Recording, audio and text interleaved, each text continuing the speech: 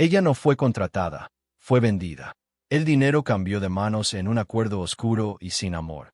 Y con ello, Elisa perdió el último resto de su nombre para convertirse en una simple cifra de trabajo, una sombra en la inmensidad de la hacienda del ocaso. Su familia, esa gente que debería haber sido su refugio, la entregó sin piedad, lavándose las manos de la vergüenza que ella representaba, sin ver que el verdadero escándalo no era su existencia, sino la crueldad de su transacción. La miraron como una carga, como un objeto molesto del que debían deshacerse. Pero el destino, a veces, tiene una justicia poética que nadie espera. El hacendado que la recibió era un hombre de hierro, don Mateo Santa Cruz, viudo, distante y con una culpa invisible tatuada en el alma, que había congelado todo gesto de afecto en su rostro. Él no la vio llegar, ocupado en las cuentas de su vasto imperio, pensando solo en la rentabilidad de la tierra, no en el corazón de quienes la trabajaban. El mundo la había vendido como una simple sirvienta, una empleada silenciosa que no estorbaría. Pero él la miró, y en esa mirada, todo cambió. En lugar del miedo que esperaba, en sus ojos encontró una dignidad serena que brillaba más que el oro. Soy Alejandro Santoro, escritor de historias que tocan el corazón y que encuentran la luz en los rincones más oscuros de la existencia. Prepárense, porque esta es una de esas tramas que nos recuerdan que, a veces, la mayor riqueza se encuentra donde el mundo menos la busca, y que la redención puede tener el rostro de la persona más inesperada.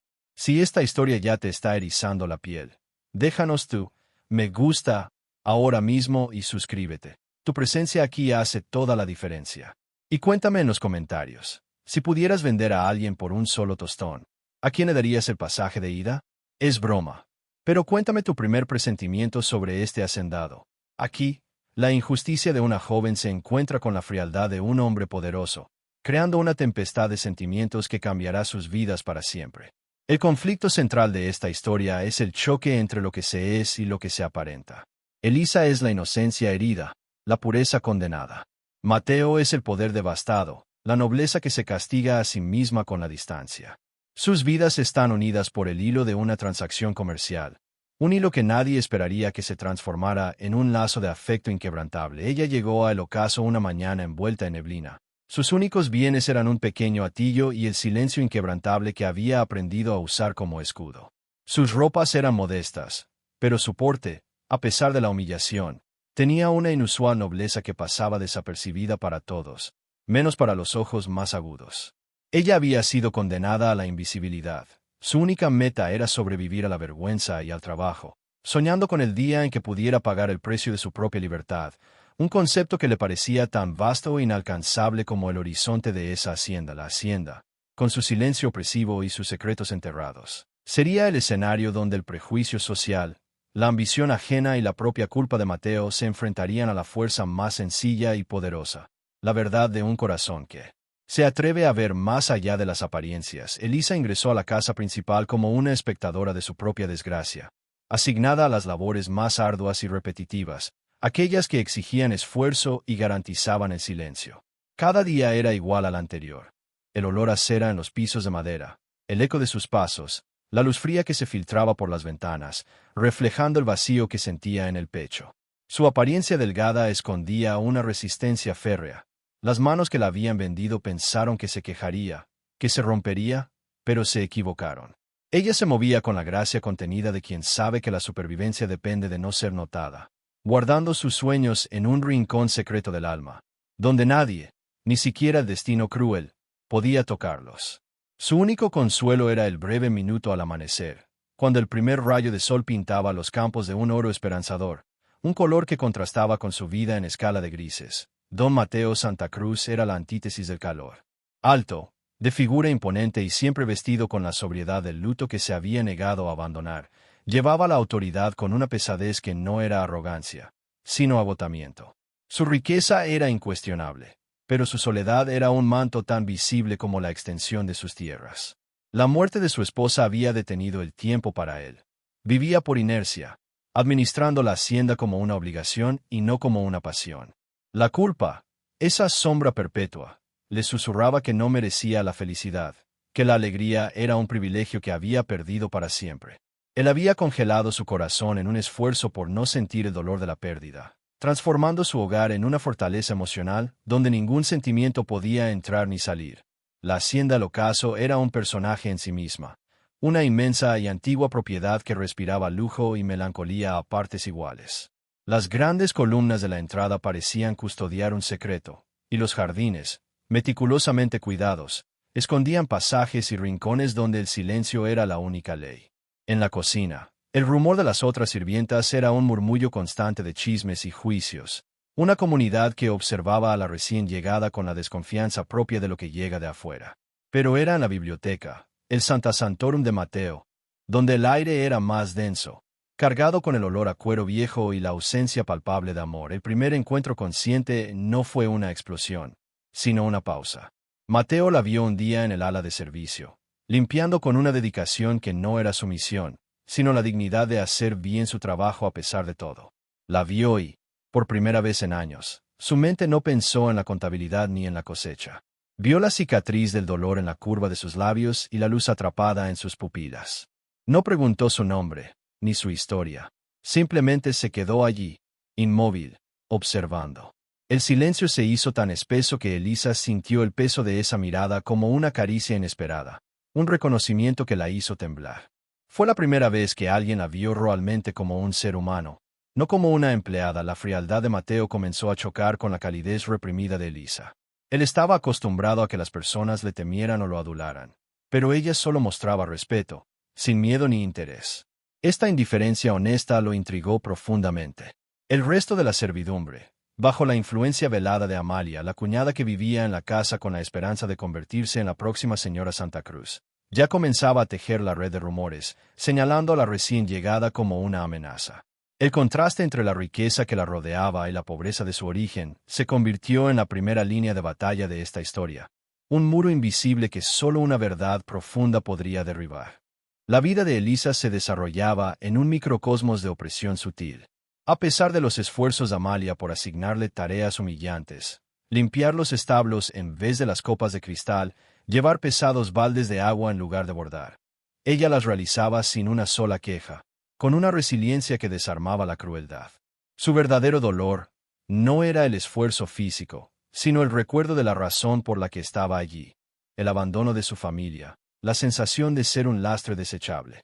En las noches, acurrucada en su pequeña y fría habitación de servicio, miraba las estrellas y se preguntaba si alguna vez dejaría de ser la hija de la vergüenza, si algún día podría reclamar un espacio en el mundo solo por ser quien era.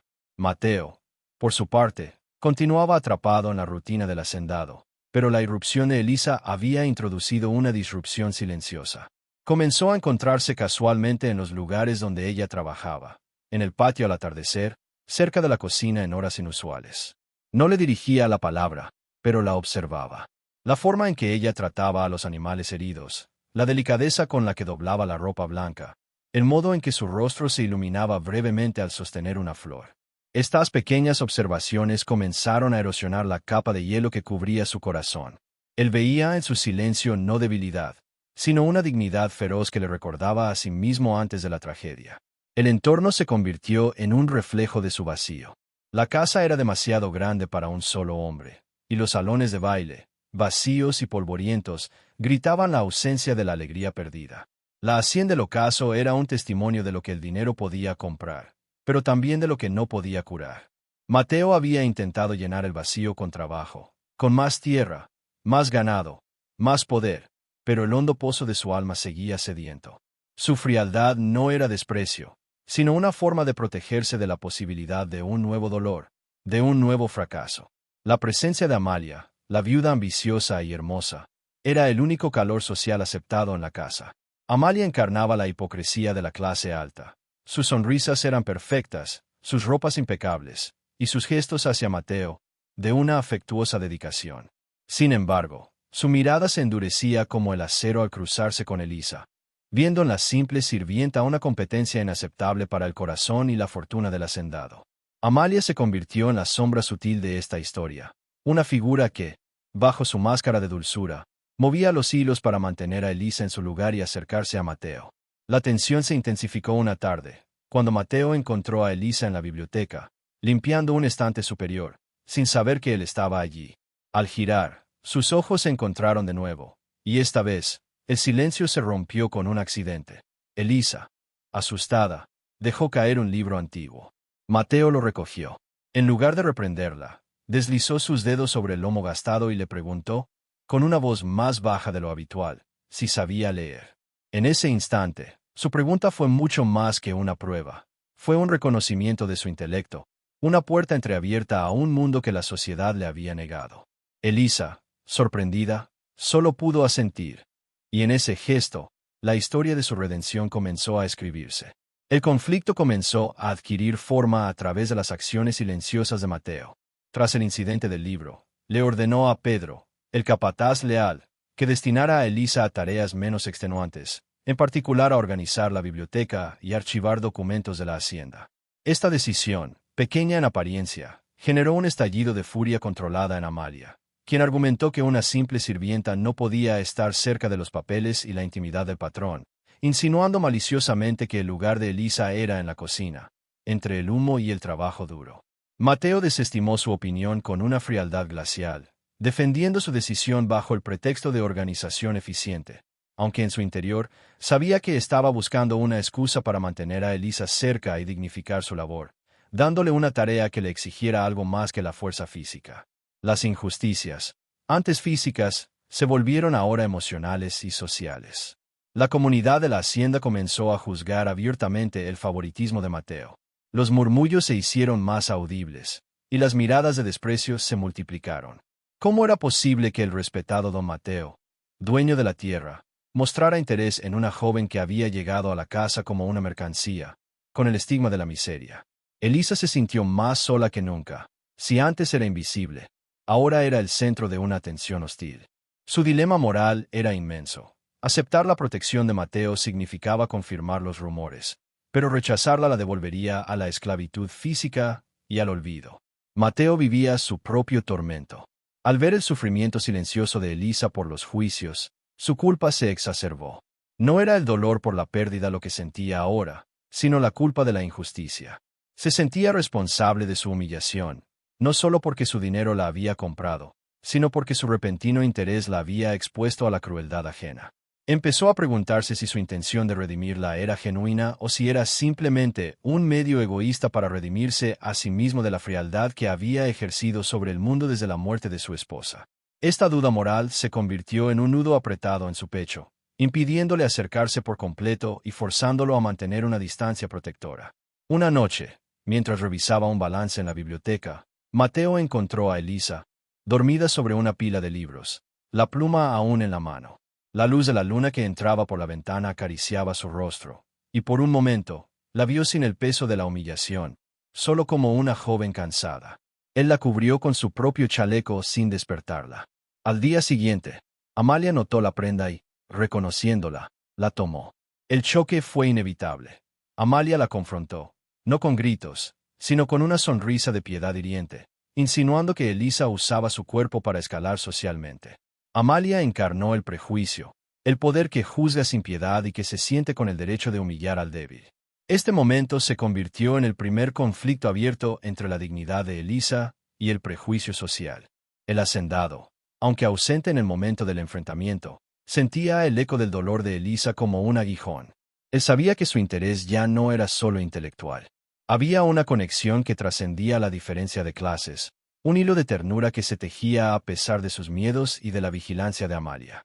El destino había cruzado sus caminos bajo un acuerdo de compra, pero la dignidad y la esperanza estaban forjando un lazo que ni todo dinero de la hacienda podía romper. A partir de ese encuentro incómodo, la dinámica entre Mateo y Elisa se transformó. Las lecciones de archivo se convirtieron en clases clandestinas de lectura y geografía, un espacio de intimidad donde la jerarquía desaparecía. Mateo no solo le enseñaba a leer los libros, sino a leer el mundo. Ella, a cambio, le enseñaba a leer el silencio y la sencillez del alma. Él notó que cuando ella hablaba de su deseo de aprender, la luz volvía a sus ojos, y ese brillo se convirtió en el único sol que lograba derretir el hielo de su corazón. La ternura nacía en el gesto de corregir su letra, en el intercambio de un café caliente, en el silencio compartido al final de un día agotador. Sin embargo, la duda y el dolor siempre estaban presentes. Elisa dudaba de la sinceridad de Mateo, temiendo que su afecto fuera solo un capricho del patrón, una forma de aburrimiento de un hombre poderoso. ¿Podría un hombre tan acaudalado amar a alguien que llegó con el precio de una oveja? Mateo, por su parte, luchaba contra el fantasma de su esposa, convencido de que cualquier sentimiento hacia Elisa era una traición a su memoria. Esta lucha interna se manifestaba en cambios bruscos de humor. Un día protector y cercano, al siguiente frío y distante, levantando muros invisibles que confundían a la joven y le provocaban un dolor sordo. Los obstáculos se intensificaron con la llegada de la familia que vendió a Elisa.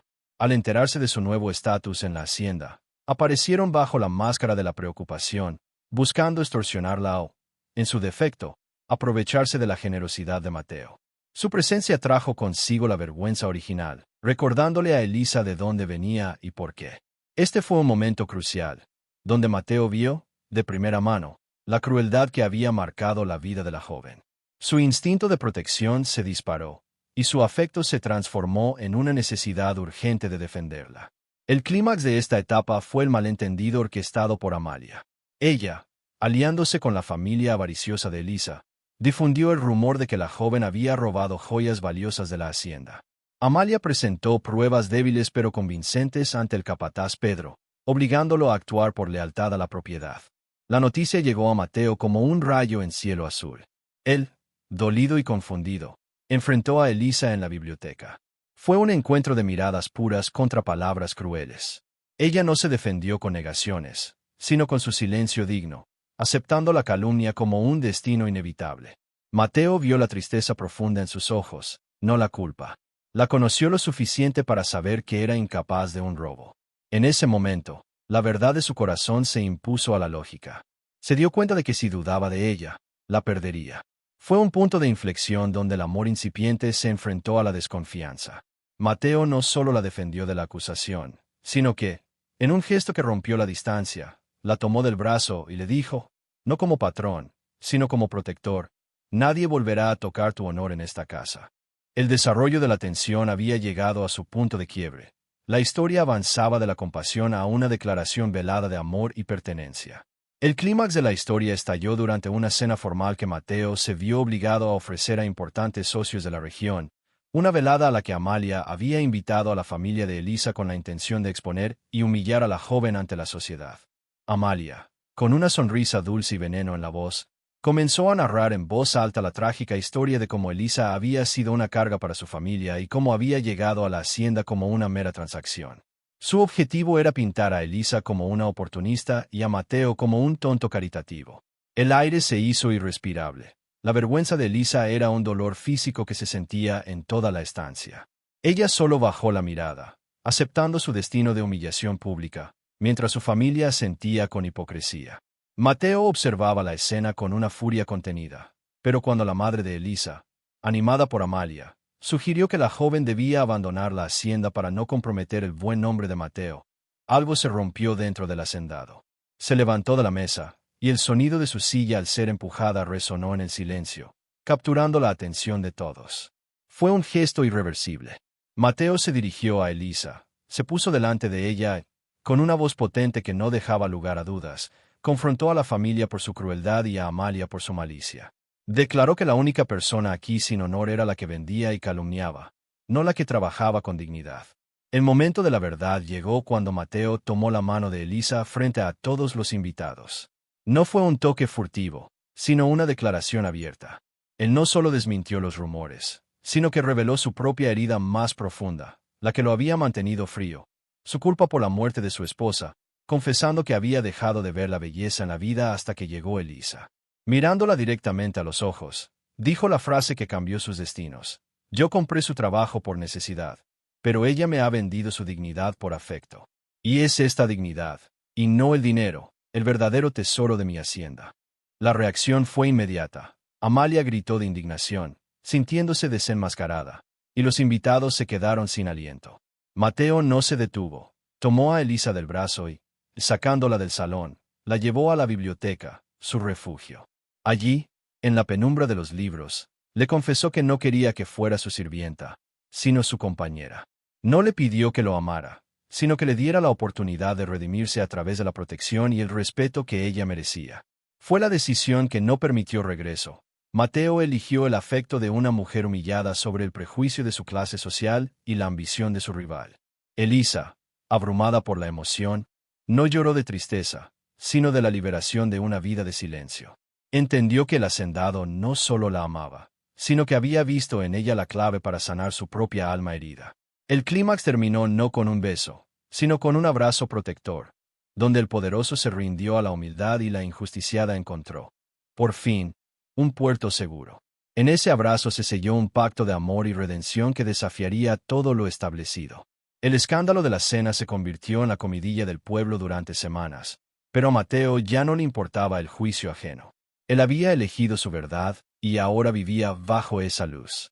La familia de Elisa, expulsada por Mateo, desapareció, llevándose consigo la vergüenza, y Amalia, incapaz de soportar la derrota, abandonó la hacienda, incapaz de tolerar que su ambición hubiera sido frustrada por el amor sincero.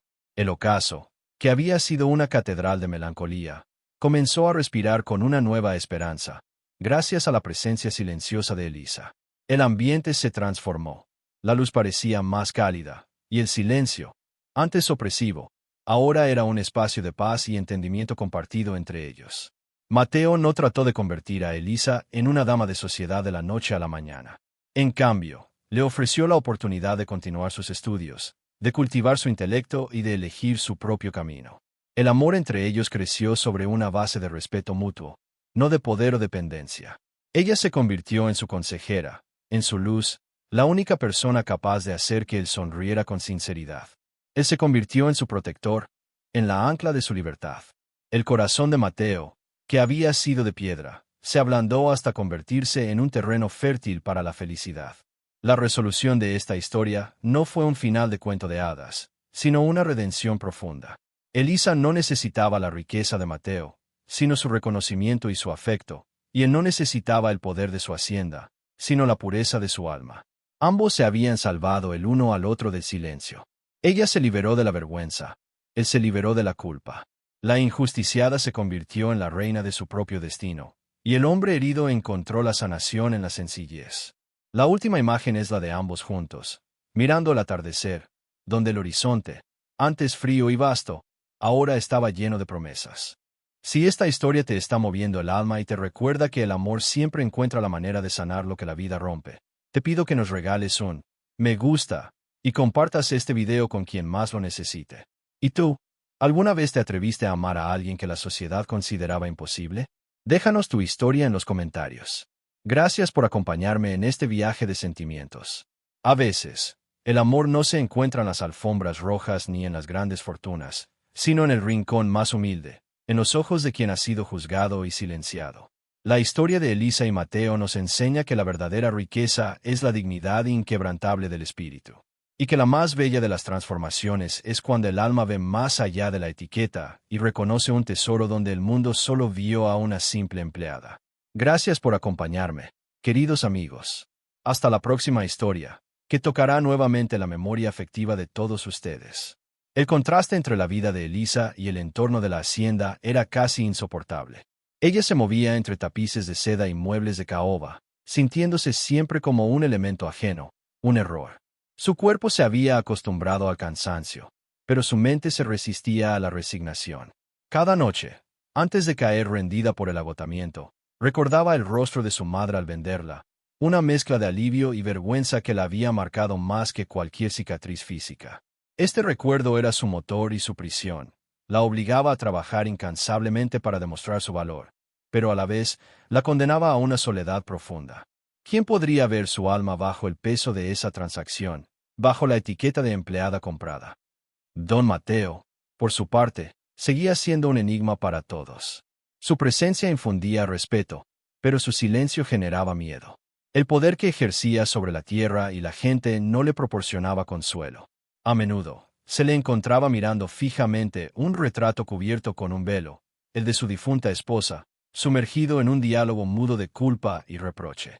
El ocaso no era su hogar.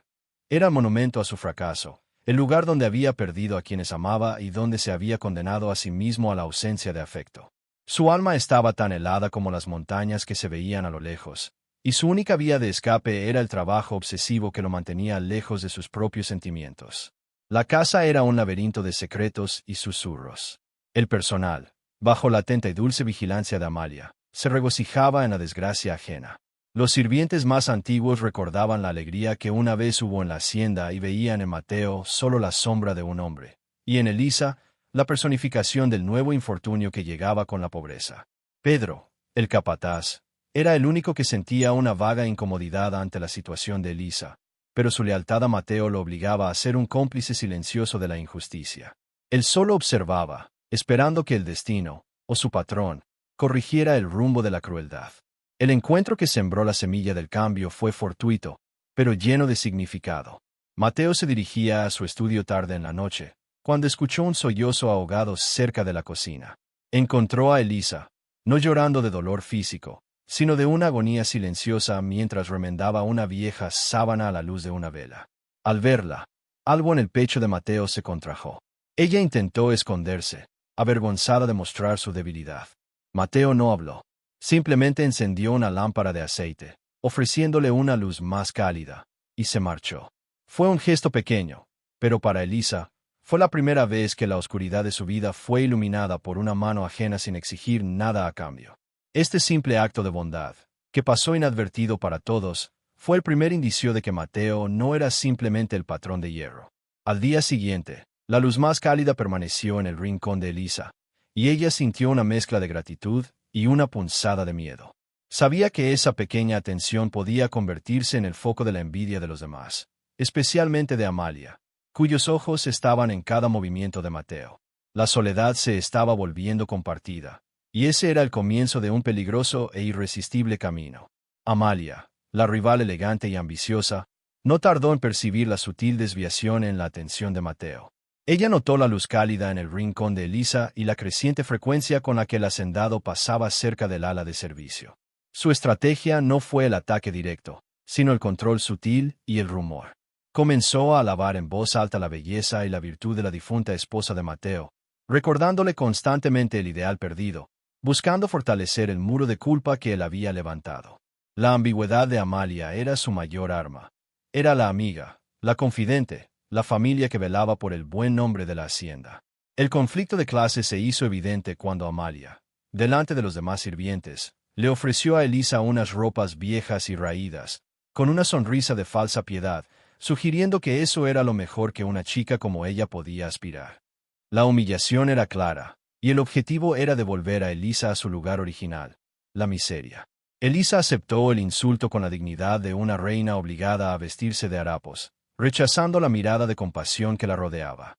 Este momento marcó un antes y un después, ya que Pedro, el capataz, testigo de la escena, sintió un profundo asco por la crueldad de Amalia. Mateo, ajeno a los pequeños dramas cotidianos, se enfrentaba a su propio dilema moral. La presencia de Elisa lo obligaba a sentir de nuevo. Veía su dolor, su injusticia, y eso le generaba una responsabilidad abrumadora. Estaba buscando en ella una sustituta para su pérdida, o un ancla para su propia redención. Su miedo era que, al amarla, la sociedad la castigara por atreverse a ascender, y que él, por segunda vez, fallara en proteger a quien quería. Este temor lo hacía retraerse, volviéndose frío y distante justo en los momentos en que Elisa más necesitaba una palabra de aliento, un baile de cercanía y lejanía que confundía a la joven. La tensión alcanzó su punto más alto cuando Mateo, incapaz de soportar el dolor que le causaba ver a Elisa humillada, decidió dar un paso que desafiaba a todos. Le ordenó a su ama de llaves que le comprara a Elisa ropas nuevas y sencillas, pero de calidad, y la reasignó permanentemente a la biblioteca, con el pretexto de que su letra era la única legible en la hacienda. Este acto de favoritismo rompió la neutralidad y confirmó los peores rumores. El pueblo comenzó a murmurar sobre la querida del patrón y la sinvergüenza que usaba su belleza humilde para escalar. Elisa se sintió dividida.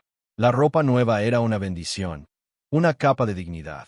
El puesto a la biblioteca era la oportunidad de su vida. Pero la carga de los juicios era pesada. ¿Podría aceptar un regalo que la exponía tanto? Al mirar a Mateo, vio la verdad de su corazón. Él solo quería protegerla y darle una oportunidad. Ella decidió que la dignidad no estaba en la ropa que llevaba, sino en el coraje de aceptar la ayuda sin dejar que la humillación la doblegara. La lucha de la historia era ahora la de la verdad de dos corazones contra la mentira y el prejuicio de todo un mundo. El silencio de la biblioteca se convirtió en su refugio y en el jardín secreto donde florecía su conexión. Mientras clasificaban antiguos pergaminos y libros polvorientos, las palabras que no se decían se volvían más importantes que las que sí se pronunciaban. Mateo le enseñaba historia, y ella le contaba, a través de sus breves respuestas, sobre la lucha diaria, sobre la fe que mantenía en la libertad.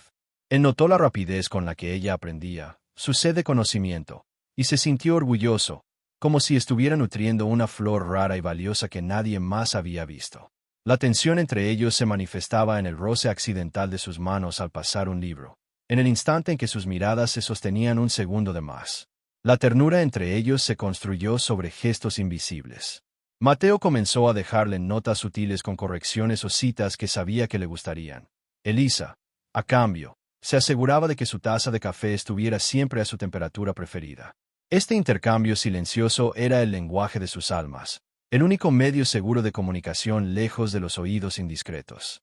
Él se dio cuenta de que no quería la soledad, quería a Elisa. Y ella, por primera vez, sintió que su vida valía la pena, no por lo que hacía, sino por lo que era en los ojos de él. Los obstáculos, sin embargo, se multiplicaban. Amalia, al ver que Mateo no se retractaba y que el afecto crecía, elevó la apuesta. Comenzó a insinuar que Elisa, con su pobreza y su pasado incierto, podría estar ligada a los peores escándalos del pueblo, tal vez incluso al robo de ganado o a las revueltas campesinas, tratando de inyectar miedo en el corazón de Mateo. Pedro, el capataz, por su parte, aunque simpatizaba con Elisa, se sentía obligado a advertir a Mateo sobre la mala reputación que se estaba ganando, actuando como la voz de la sensatez social que intentaba devolver al hacendado a la realidad de las clases. La duda se volvió un muro. Una tarde, Mateo encontró un antiguo pañuelo bordado con iniciales femeninas en un libro de su esposa, lo que lo arrojó a un pozo de culpa renovada. El fantasma de su amor perdido se interpuso entre ellos. Se volvió abruptamente frío con Elisa, castigándola por atreverse a hacerlo feliz. Ella, sin comprender la razón de su cambio, asumió que había cruzado una línea, que había olvidado su lugar. El dolor la inundó, y ella regresó a sus silencios, sintiéndose de nuevo sola y vendida. Este altibajo emocional fue crucial. En medio de su desesperación, Elisa decidió confrontar su miedo. Buscó a Mateo y le dijo, con una voz tranquila pero firme, que si él dudaba de su honor, ella estaba dispuesta a marcharse, a comenzar de cero en cualquier otro lugar, pero que no aceptaría vivir bajo una sombra de desconfianza. Este acto de coraje, de poner su dignidad por encima de la seguridad de la hacienda, rompió el hechizo de Mateo. Él vio que ella no era su esposa muerta, ni su culpa, sino una mujer de una fuerza inquebrantable que merecía su respeto y su amor incondicional. El momento más crítico ocurrió la mañana en que la familia de Elisa apareció en la hacienda, exigiendo a Mateo una suma de dinero adicional, bajo la amenaza de revelar a toda la sociedad la verdadera y falsa razón por la que la habían vendido.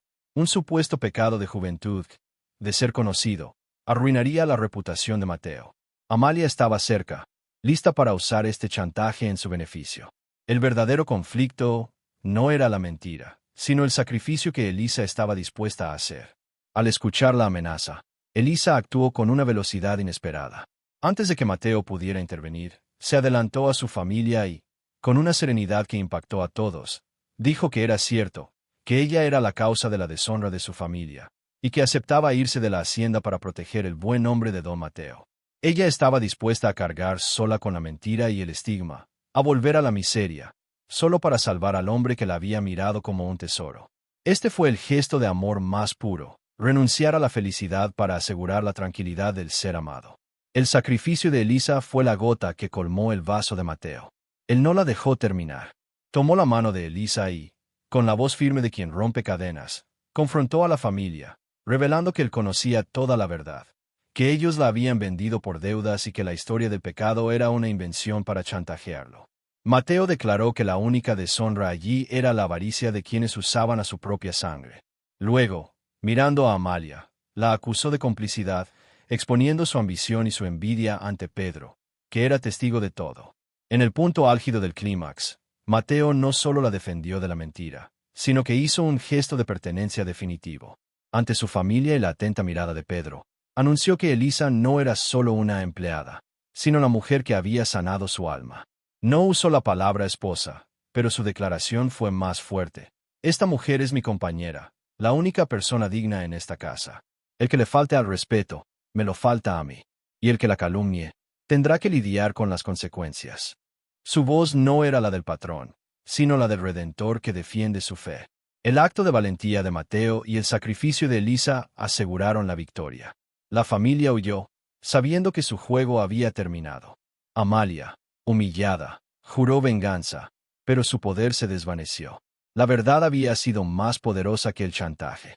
El clímax terminó con Mateo tomando a Elisa y llevándola a un rincón de la hacienda donde nadie pudiera verlos. Allí, el hombre que había jurado no volver a sentir se rindió al amor, abrazándola con la fuerza de quien ha encontrado su ancla en la tormenta. La redención había llegado, no por casualidad, sino por el coraje de dos almas. La historia de Elisa y Mateo se asienta sobre la base de valores universales que tocan el corazón de cualquiera que haya luchado por su verdad. El tema central es el amor que sobrevive a la vergüenza y al miedo. Ella, al atreverse a mantener su dignidad a pesar de haber sido vendida, y él, al atreverse a amar a pesar de la culpa que lo consumía, demostraron que la conexión genuina no respeta barreras sociales ni prejuicios. El coraje no estuvo en el enfrentamiento físico, sino en la decisión de elegir la verdad emocional sobre la comodidad del silencio y el estatus. La lección más poderosa que nos deja esta historia es la de la dignidad como único refugio. Elisa podría haberse doblegado a la humillación, pero eligió levantarse, demostrando que el valor de una persona no se mide por la cantidad de dinero que posee, sino por la integridad de su carácter. Mateo, al ver ese valor, encontró la llave para su propia redención después de la culpa. Ella lo salvó del vacío, no con palabras, sino con la silenciosa elocuencia de su alma. La esperanza, para ambos, se convirtió en la única forma de libertad. El desenlace de esta conmovedora trama nos deja la imagen de una unión fundada en el respeto. Mateo no le ofreció a Elisa solo su apellido o su fortuna. Le ofreció la oportunidad de ser, de estudiar, de opinar, de coadministrar la hacienda como su igual, reconociéndola como la mujer inteligente y capaz que era. El ocaso, que una vez fue monumento a la tristeza, se transformó en un hogar lleno de propósito, donde el silencio dio paso a conversaciones profundas y risas sinceras. La felicidad no fue inmediata, sino construida día a día, con la honestidad de dos personas que se habían visto el alma antes de verse el rostro. Esta historia concluye con la certeza de que el amor no se trata de salvar al otro del mundo, sino de salvar el alma de quien se atrevió a sentir. Elisa encontró su libertad no comprándola, sino recibiéndola como un regalo de un corazón que ella había sanado. Mateo recuperó su vida al dejar de ser el hacendado frío y convertirse en el protector de un tesoro que había encontrado en la oscuridad. El amor entre ellos es la prueba de que, incluso la más injusta de las transacciones, puede convertirse en el inicio de la bendición más grande.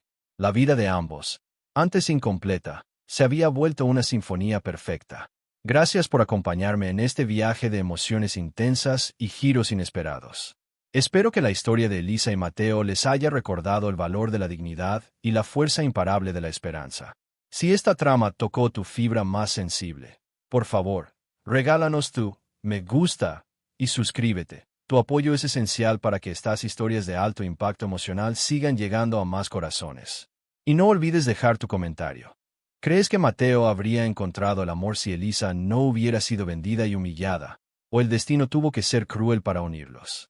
Gracias por acompañarme, queridos amigos, por permitirme narrarles otra historia que encontró la luz en medio de la sombra.